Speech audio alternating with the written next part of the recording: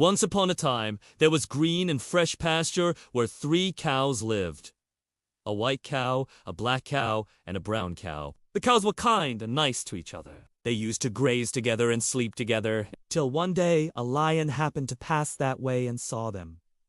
He was looking for his prey. On catching sight of them, he became happy.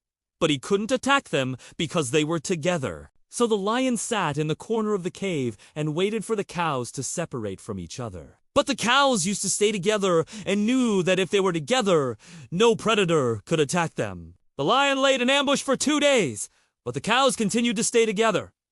The lion wanted to eat them, so a plan occurred to it. The lion went toward the cows and greeted them. "How are you, my friends?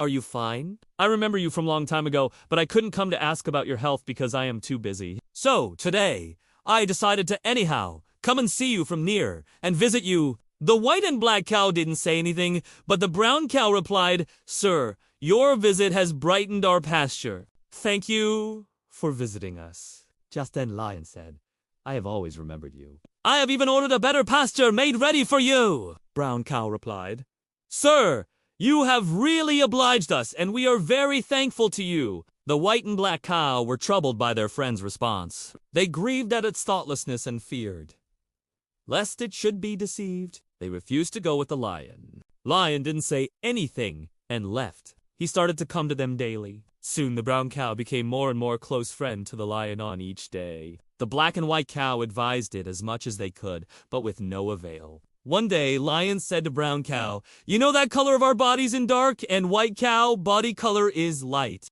It would be good if I eat white cow, so that there will be no difference among us anymore, and we will live together." Brown cow agreed, and as planned, started talking to the black cow to keep it busy and mean while the white cow was left alone and was killed by the lion. 2 days passed since the lion devoured the white cow. Now the lion wanted to eat more and was getting angry and uneasy as the brown cow was roaming near him grazing in the pasture. Lion called for him and said, "See, color of your body and mine are reddish, brown, and black doesn't go with our color. It will be very good if I eat the black cow, so that in forest all of us will be of same color." Brown cow agreed and left the black cow alone. The lion attacked and devoured the black cow also. After the black cow was gone, the brown cow was filled with joy, thinking, "It is only me who has the color of lion." Again, few days passed.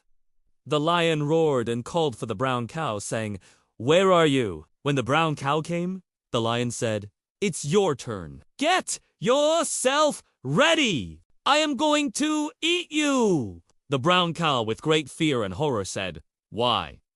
I am your friend. I did whatever you said." "Then why do you want to eat me?" The lion roared and said, "Your friend.